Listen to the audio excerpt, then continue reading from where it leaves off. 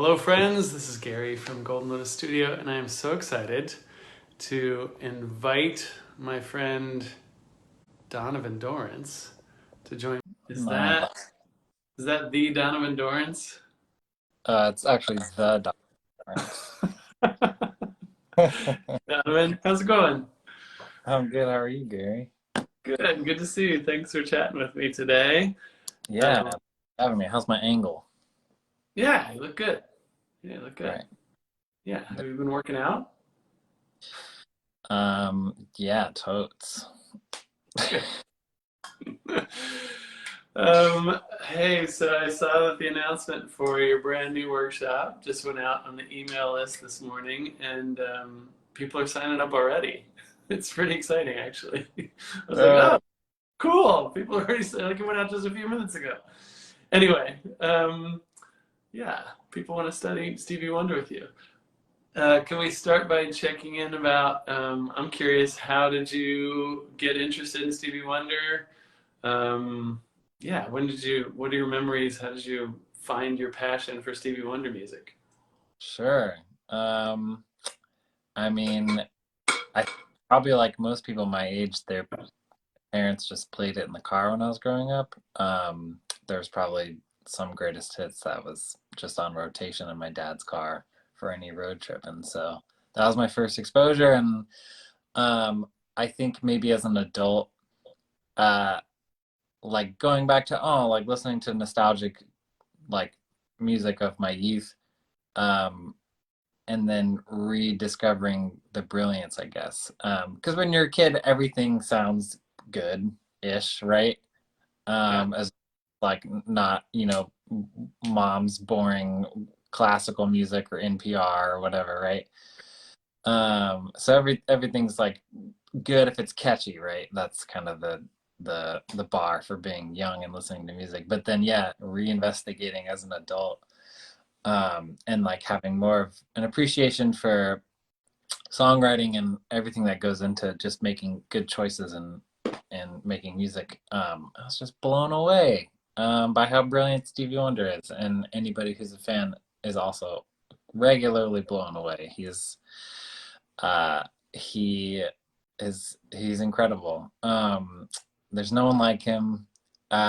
He I think I always, when somebody asks me like who's my favorite musician or songwriter or artist, I always say Stevie Wonder, and I'm like, I don't think that will ever change. I've had favorite bands like come in and out of just like, oh my gosh, like I'm into this sound right now so much. But as far as like, um, you know, like whose songs do I wish I had written? Like all of Stevie Wonder's songs. They're so good. They're so good. And his music is incredibly joyful. And I think that's a huge um, thing it's not overlooked. People definitely know that. But I would say as far as music in general goes and the reasons people listen to XYZ, I think I personally can get caught up in just like sophistication or just like nerding out on shit. And you can do that with Stevie Wonder, but at the end of the day, his music is so joyful. It's so fun to listen to, and just makes you feel great. And yeah, that's hard to do. It's hard to do genuinely and with brilliance. So yeah, he's just masterful. Yeah, yeah, totally. Thank you. That was a great answer, and I'm like glowing off of your enthusiasm and passion. I'm picking it up. It's contagious. The You mentioned like hearing it as a kid, and it's catchy, right? And that's apparent to anybody, and the joyfulness is apparent to anybody who's paying attention. When you said you then came back as an adult, and you were like, but it's also brilliant. And I know there's probably 100 things you could say, but could you say like one or two? What what what do you find to be brilliant, or can you give an example or something? Yeah. Um, he okay, so trying to make this as accessible as possible for anybody who might be tuning in. without getting into the nitty gritty of the theory behind it, which we will do in this workshop that I'm going to teach. That'll be a blast. But just on a blanket level, um, I feel like he offers such a variety as far as song structure goes. So we have a bunch of like verse chorus songs, and then we have songs that just like groove in a particular like spot for an extended period of time with the occasional like variation. But it doesn't always have to like fit into these certain boxes that maybe like a lot of his contemporaries might fall into, like just like yeah, cranking out these hits that like follow a structure. Yeah, he deviates a lot, and that's so exciting. And then yeah, his progressions, his chord progressions are unmatched as far as like uh you know going against expectations, like surprising you, and then even upon repeat listens, the surprise, like it's coming, but it doesn't. The effect of it never wears off, and so that's a testament to yeah his really great choices, melodic choices, but chord progression choices. Um, yeah, he's never one to just stay in a key, only diatonic note choices. He deviates and involves anything that's like harmonically enriching and serves the tune. He also never really overserves the tune. Like it doesn't come across to me as egotistical as far as melodies go or showing off in a particular instrument. Everything serves the song, and yeah, you can be wowed at a particular moment of an instrument, but it's fleeting. It's like, oh, okay, back to the tune where everybody's grooving and contributing. It's just such a it's a juicy bite every time.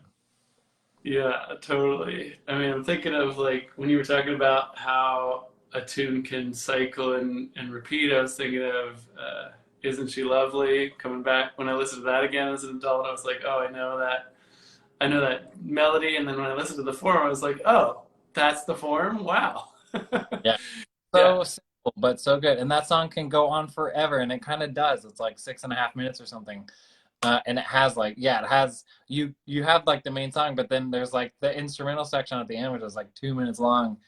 And I never get sick of it. It can be twice as long, and you're just like so good. totally, totally. And I'm thinking of my daughter. My 11-year-old is so into Sir Duke right now, Yeah, and you think about like those intricate like 2D riffs, like those sort of shout chorusy kinds of lines in there, and how complicated they are, and yet we're singing along to them.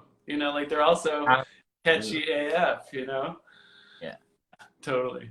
Okay, so I'm going to come back to a thing you mentioned, and you and I were talking the other day about, you mentioned non-diatonic chords. Can you sure. bring, if there are people who have not heard that phrase before on the call now, watching this, what does that mean in a Yeah. nutshell? So something being diatonic just suggests that it's staying in your 7 note scale key that you're in. So if you're in C major on a piano, which a lot of people can visualize if you've I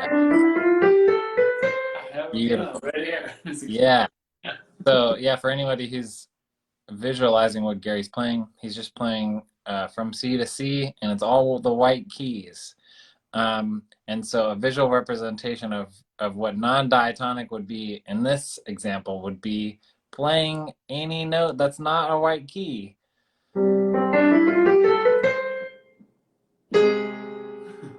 Nice. Yeah, like in context, depending on context, like some of them will sound more wrong than others, right? Outside.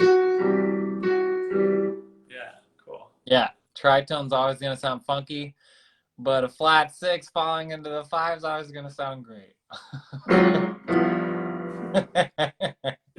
Yeah, like superstition, right? Yeah, It's not in C, but if we put it in C, and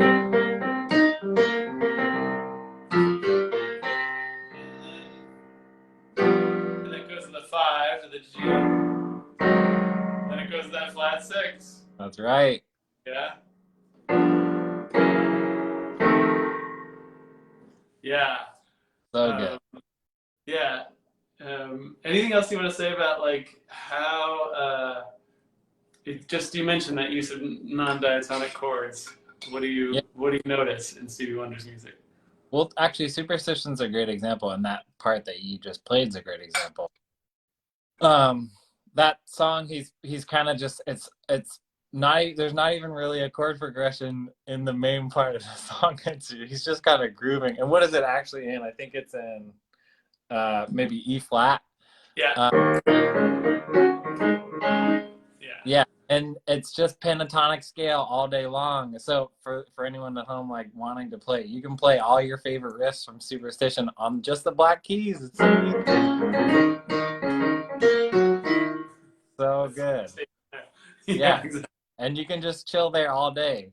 And that technically, being diatonic in that section, just like I guess E flat minor, and that's so nice. And even though it's so riff heavy, it's still like just kind of chilling. You could, if you were the bass player and didn't want to do anything interesting, you could just be playing E flat for like 80% of the song. Oh, someone's asking a question. Oh, Joan's asking, tell us what the course will be like. Nice. Yeah, so the course is kind of gonna almost be like what I'm about to do now, which is diving into certain sections of Stevie Wonder tunes and picking apart the theory. And then, since we, reveal the theory behind certain brilliant moments in Stevie Wonder tunes, it allows you to then be like, I like that a lot. Maybe I'll take that and apply it to my own music. So we'll show you how to do that too. So basically, becoming Stevie Wonder yourself. Who doesn't want to be Stevie Wonder? Right. But yeah, this tune, Superstition, pretty like static throughout, just like lots of riffs, staying put at home bass and E flat. But then, yeah, that moment that you were just playing a moment ago, when you believe in things that you don't suffer. So yeah, finally we have a chord progression. So he really holds out for a long time, just grooving, playing riffs, and then we go to that 5, we go to that B flat, and then we go to the flat 6, and it's like what is it? I think it's when I did my homework. I think it's one of two things. It's either like B9 with a sharp 11, or it's B9 just with a flat 5. I don't know if the real 5 is actually in the tune, or if it's just, if you think it's there. But that second, because we go to the 5 and it's like, okay, cool. And then, it gets really funky when you go to the B. That's so nice. And then, it keeps falling. Yeah. Yeah, so good. And then falls back, and then falls back again. That A. Oh, that A with the flat 5 is so good too. Delicious. Yeah, so tasty. So this workshop, I'm doing a super brief digging in here, but this workshop, we'll have some more visuals. I'll have a camera above my keyboard. I'll have maybe some cutouts of Stevie Wonder instruments to help you out with knowing what we're listening to, which I've done. I remember seeing you do that in a workshop before, and I just was like grinning ear to ear the whole time because it's so charming. I stole that from from a YouTube creator, Yogev, who does these great analysis of like metal tunes, and he brings in instruments to try to keep people engaged. It's really cool. So I'm super excited about the workshop. Gary, you were mentioning the other day Signed, Sealed, Delivered, and was there a moment in that you really liked? Yeah, so I was playing through that before the call too, where it's got that. So that's all in F, and F D minor right for a while there. And I loved how the chromatic again, that half step movement that's in Superstition, but like that's so I'm sorry, that's a tangent. This is not what you're asking, but like that thing, because it reminded me just like when I was playing it, how that's the same progression as one of my other favorite tunes. Like right? It's that like it's that. Anyway, but that doesn't sound anything like the other tune because of that the walk, syncopation and the half steps, right? yeah, the Anyway, walk down makes it so funky.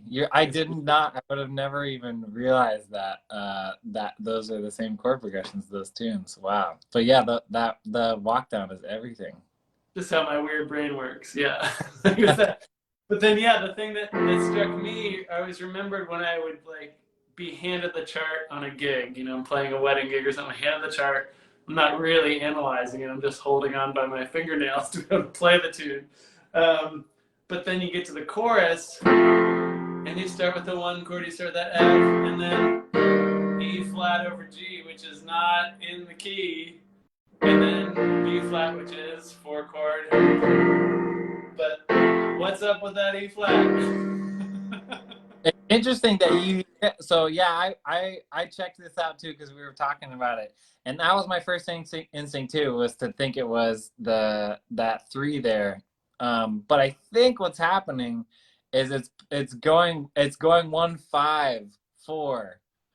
And I think the bass line's going to a 2. So it feels like Like a minor 5? uh no. So well now I gotta turn on my keyboard. I think let's see here. I Ooh, think lively debate. This is well, fun. because I remember you mentioning like what's up with that E flat, right? So you're thinking like 1 to 3 to 4. Is that what you were just playing? No, I was playing 1 to flat 7. Oh, nice. That was the chart that I was handed. Was that? I That, still yeah, remember that. Going, whoa, what's up with that?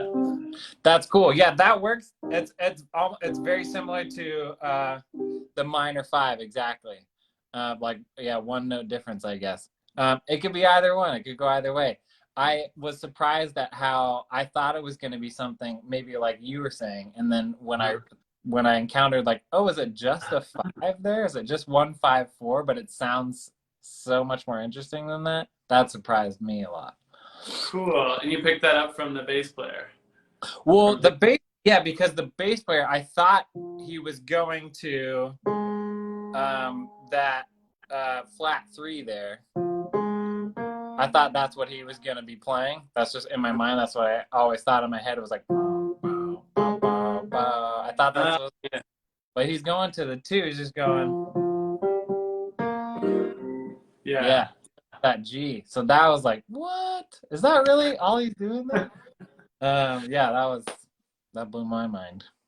So All fun. these subtleties to make these little moments pop. Yeah, exactly. So, I mean, I get to have this fun, discourse with you right now, and like when we chat on Zoom and stuff like that. And that's the fun thing. That's why I'm going to take this workshop too, is because I want to be there for the discussion. It's Yeah. like one thing to see, like I've seen Jacob Collier talk about Stevie Wonder, for example, on YouTube, but I don't get to ask him any questions. But people will get to ask you questions, and it'll be fun.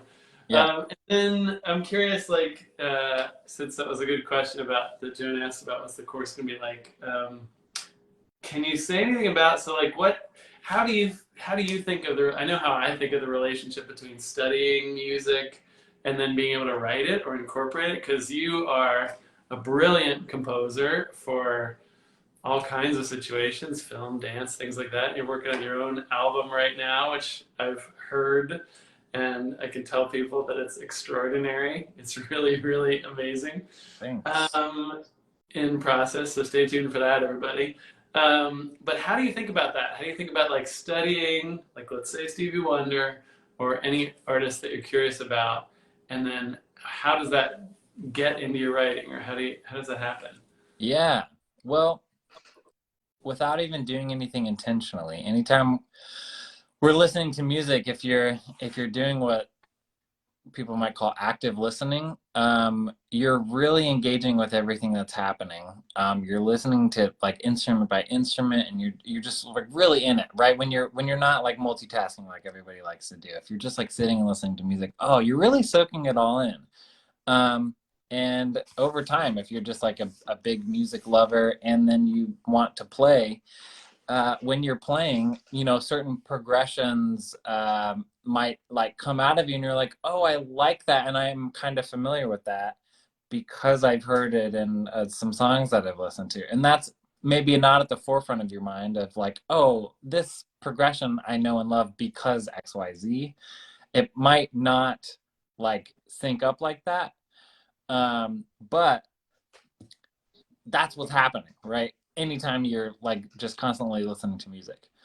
And so if we intentionally do that, right? If we sit down with some tunes and actually really pick it apart with the intention of, this is really great. I want to, one, understand it, and then two, maybe like hijack it, right? So picking apart those pieces and being like, yeah, I'm gonna do that for my own tune, in a different key, make it my own, whatever. So you're not like totally stealing, but totally, everyone should be stealing all the things that they love in art. I think that's a very positive thing. And giving credit where credit's due and not actually plagiarizing, but yeah, taking these ideas and making them your own, the things that you love, because no one's going to love the exact combination of all the things that you love when you're listening to music and then making your own. It's going to be you, right? So we should absolutely be constantly like surveying all the stuff we listen to and being like, oh, that bridge there is so good. Why do I love that? Well, okay, let me pick it apart, right? Okay, now that I know what's going on in that bridge that I love, I could probably recreate a similar bridge and make it work in my tunes. So yeah. That's a great way to explain it, Donovan. I don't know that I would use that terminology, but like it makes me think about language. Like when you learn a new word the first time. I remember even studying vocabulary at school. They'd say, "Now use it in a sentence." Yeah. You'd be like, "Oh, this feels really arbitrary at first because I don't even not comfortable with this word yet." But then you'd use it a few times, and then before you know it, like you're using it in speech because you're thinking that way now. You hear that, you think to do it. Right. Yeah, beautiful, cool. So, yeah, I see some comments in the chat there. Hey, John. Hey, John, good to see you. I've played gigs with John where we've done Stevie Wonder tunes, so it's really good. And I know that you've the workshop structured so that the second day, so you're going to give them some kind of a writing assignments to practice, and then the second day they get to come back and share what they're working on, right? Yep, absolutely. Yeah. So we'll dive in. Oh, sorry, go ahead. No, go ahead. I was going to prompt you, but go ahead. You got it. Yeah. First day, it'll basically be, me sort of digging into 3 different Stevie Wonder tunes, diving into specific parts that I find fascinating, explaining how it's all working in context of the whole tune, and then offering some challenges, some assignments for homework to basically write your own song and incorporate one or several in a menu of challenges for make your bridge use these certain non-diatonic chords, or like write this riff that whatever, right? So yeah, it'll be a lot of fun. And so then the second day, so this back-to-back 2-day workshop, the second day will be people coming back to class and showing off their work. We'll all get to celebrate each other, and then they can offer analysis of their own tunes, be like, see what I did right here? Yeah. Well, I do think that you're a genius when it comes to your own work, your own compositions, musicality, and I just have had the delight of seeing you as a teacher who really has I don't know, you have this intuitive knack of bringing out the best in students and bringing forth interesting conversation. And yeah, so I'm so excited about it. And the accountability, it's like people, I know for me, like I can watch YouTube videos all day long. And then sometimes I kind of get in this place where I'm like, oh, no, I can't be as good as Jacob Collier. So why do I even, So I love that this has the structure of kind of accountability and support where you're like, oh, I can ask the questions and I can, get some help with this. And then I'm going to bring a tune back tomorrow or a part of a tune or something, like that means I'm going to do it rather than say someday maybe. Yeah, that's awesome. Totally. Awesome. Anything else? Oh, cool. Stevie, John used to play with Steve Mendayo. Cool. That's awesome. That's awesome. Small world. Wow. Yeah, that's wow, indeed. Talk about the horn line. Yeah, of all, we were just of all talking about horn that. Anything else folks need to know before they sign up for the workshop? Let's see. Dates of the workshop, October the 29th and 30th. Okay, yep. And should we give them the friend discount code? Yeah. Yeah. If you're friends of Golden Lotus Studio, part-time lover, right? All one word. Put in that coupon code. All caps. Yeah, and you'll get the discount. You go to goldenlotusstudio.com. You'll see it there under courses, or you can put, or the link tree even. Any of those places, you'll find it. Wonder Theory 101. Awesome. Thank you so much, Donovan. It's always fun to talk to you. I appreciate it. Thanks everybody for watching and for your questions. And we'll see you very soon. All right. That's scary. Yeah, thank you.